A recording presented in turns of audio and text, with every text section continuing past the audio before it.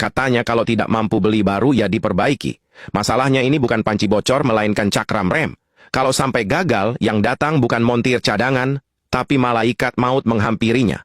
Kedua pemuda dari Peshawar ini mengendarai motor, menempuh perjalanan jauh dengan penuh debu dan kelelahan, menemui paman berkacamata, bukan mencari ijazah yang hilang melainkan datang dengan harapan besar agar cakram rem mereka diperbaiki. Paman berkacamata menerima cakram rem itu, memeriksanya dengan saksama, lalu menggelengkan kepala dalam hati sambil berkata dengan raut wajah pasrah, perangkat ini sudah tidak bisa diselamatkan lagi.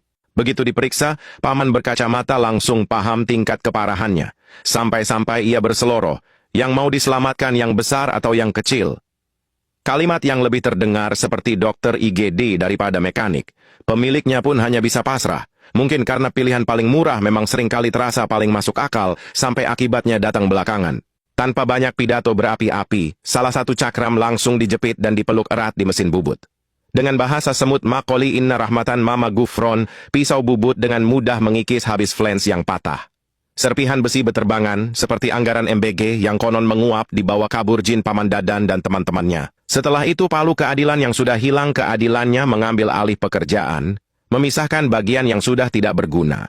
Duuk, tanpa pesangon bagian yang rusak langsung pensiun. Permukaannya kemudian diratakan lagi sampai benar-benar presisi. Rupanya paman berkacamata ingin mengawinkan dua cakram yang sama-sama cacat menjadi satu cakram baru.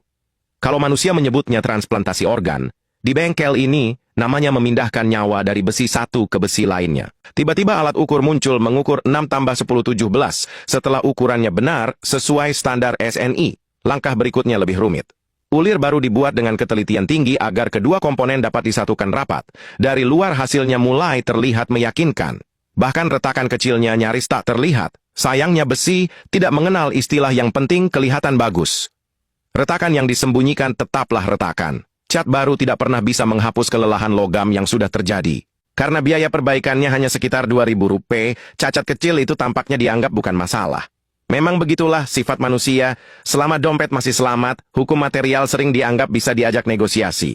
Kini giliran cakram satunya yang dicekam di mesin bubut. Komponen itu diangkat lalu dinaikkan ke meja operasi mesin bubut. Rahang cekam segera memeluknya erat, sementara mur cekam diputar ke kanan hingga terkunci rapat serapat rahasia negara. Pahat berputar tenang, menggerus lapisan demi lapisan hingga bagian yang rusak terpisah. Kini tinggal bagian pengganti yang harus disempurnakan.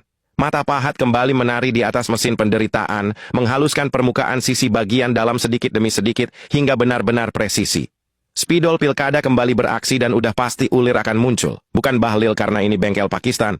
Bukan debat panjang soal lingkungan dan moralitas. Akhirnya ulir itu pun lahir ke muka bumi.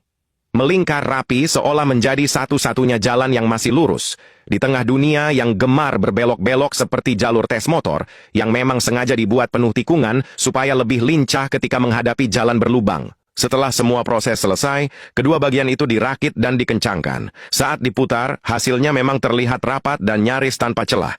Melihatnya saja sudah cukup membuat banyak orang yakin kalau semuanya baik-baik saja. Padahal justru disinilah masalah sebenarnya dimulai. Menurut standar industri, cakram rem yang mengalami kerusakan seperti ini tidak boleh diperbaiki dengan metode penyambungan manual. Alasannya sederhana, keseimbangan dinamisnya sudah tidak bisa dijamin. Sedikit saja terjadi ketidakseimbangan, gaya sentrifugal saat roda berputar akan memperbesar getaran yang muncul. Mesin gerinda kembali meraung seolah sedang berpidato di atas podium. Bagian yang retak digerus hingga membentuk alur berbentuk huruf V, bukan jalur cepat mendapat kekuasaan. Celah itu sengaja diperdalam untuk menyiapkan ruang bagi logam las untuk mengisi luka yang selama ini menganga. Api las pun dinyalakan. Alur retakan dipanaskan sampai berwarna merah PDI, seolah sedang menguji seberapa besar dosa retakan yang harus ditebus. Begitu suhunya pas, kawat las langsung tampil tanpa perlu konferensi pers, meleleh mengisi setiap celah hingga ke akar.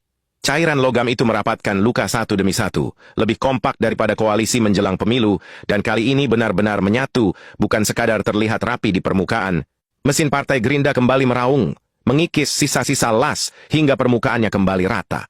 Tak ada yang dibiarkan menonjol, sebab besi yang terlalu percaya diri biasanya justru paling cepat bikin masalah. Namun penyiksaan belum selesai, demi menghindari perpisahan sepihak, Lasan turun tangan memberi vonis hukuman seumur hidup. Wajib bersama dalam suka dan duka tidak kabur saat salah satu retak dan tidak saling menyalahkan saat beban datang bertubi-tubi. Sebagai sentuhan akhir bekas las yang mengerak dirapikan kembali oleh mata pahat.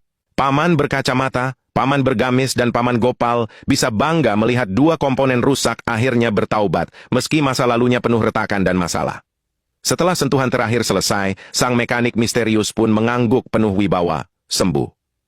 Cakram ini bukan lagi sekadar komponen, melainkan bukti bahwa di bengkel Pakistan, hampir semua yang mustahil masih bisa disatukan. Satu-satunya yang tampaknya tetap sulit diperbaiki hanyalah korupsi di negeri maling kondang. Bila sampai di sini para budiman belum berkedip, berarti wajib tekan like, komen, dan subscribe agar algoritma tahu kalau operasi besi iti masih lebih menarik daripada drama yang diproduksi tiap musim pencitraan.